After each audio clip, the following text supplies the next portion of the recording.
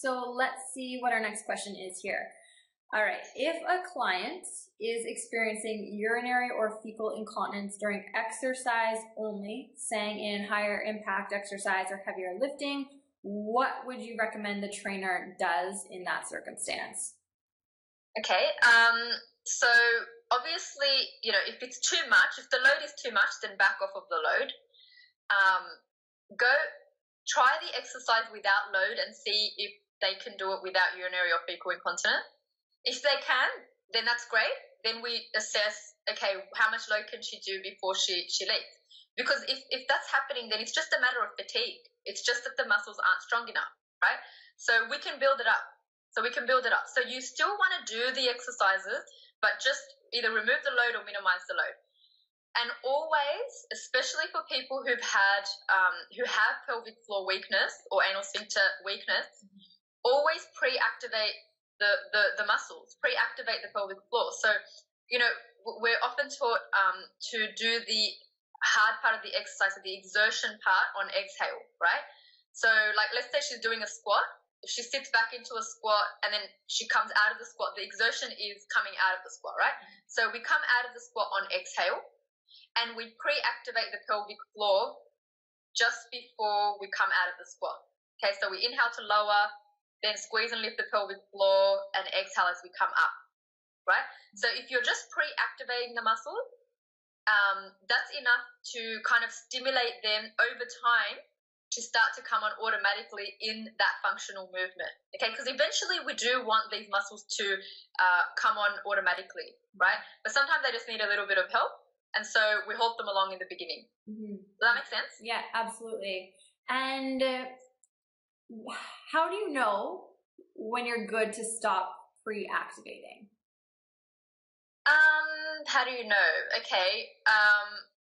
Usually the client will know. Like, the client will be like, I can come out of the squat and I can feel my muscles engaging already. It's going to be based on the client.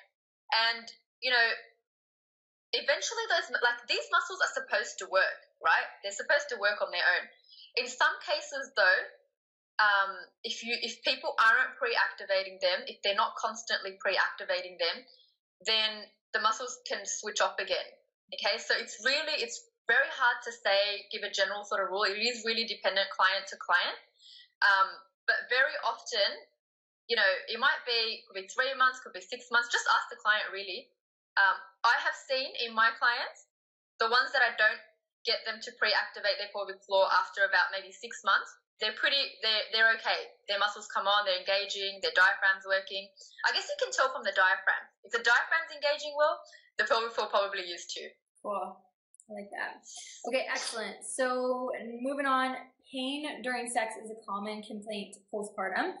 What are some of the reasons that this might be occurring? Okay, so pain with intercourse post-birth in particular, the tearing. Okay, so the perineal tearing, sometimes the vaginal tearing, sometimes women who have pelvic floor tearing as well. So where the actual muscle of the pelvic floor gets torn, that's called levator avulsion. It's actually quite common. It's about 1 in 5, I think, now they say, or 1 in 6. So it's quite common now. So it could be something along those lines. But very often it's it could also be low estrogen. So after birth, especially if you're breastfeeding, your estrogen will be quite low because prolactin inhibits estrogen. And also if you're really stressed, because you're not sleeping, you're not engaging in self-care, all that sort of stuff, your estrogen will be quite low. Things will be drier down there. Essentially, your body is prioritizing fight or flight. It's not really prioritizing rest and reproduce. So rest and reproduce is what will make you more lubricated, less pain, all that sort of stuff. And then the final thing from a more musculoskeletal point of view is the pelvic floor muscles have actually gone into overactivity. So they've actually become hypertonic. They're on all the time, like they're switched on. And so kind of like, if your neck gets sore, if you feel your neck and it's sore, you can feel like little knots or little trigger points in the neck. You can get a similar sort of presentation in the pelvic floor because they're muscles as well. And so in this sort of circumstance, very often you would see a pelvic floor, women's health physio or physical therapist, and they may do a bit of internal release type techniques to help prepare that area and allow that area to kind of lengthen, let go. But again, here, it's kind of like a mixture of, what else is going on? Does this person have a pelvic floor tear or an avulsion? Does this person have an anal sphincter tear or or perineal tears? What's going on that's kind of leading to that? But, some basic things that you can do at home is like scar tissue release. So, if you've got scar tissue down there, just get some coconut oil. If you've got the scar going down this way, you just kind of go across the scar, release the scar.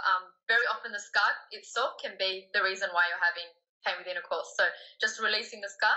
But if that's not helping, then yes, definitely see a physio and they can help release this down for you. So it's that overactivity, that tightness of the muscles. I think that women are so shocked often too. If they are having pain during sex, they go for 1, 2, maybe 3 treatments with pelvic floor physio, and then it's completely resolved. It's like gone. magic. Yeah. I mean, you don't even need that many sessions. Within 4 to 6 sessions usually. Postpartum is even easier because it's very often just the scar tissue and some pelvic floor tightness. It's more if you leave it for a long time, then you would need more sessions. Yeah. But if you go immediately, very often you can release it quite quickly and go on to have a healthy, intimate life. Yeah, definitely.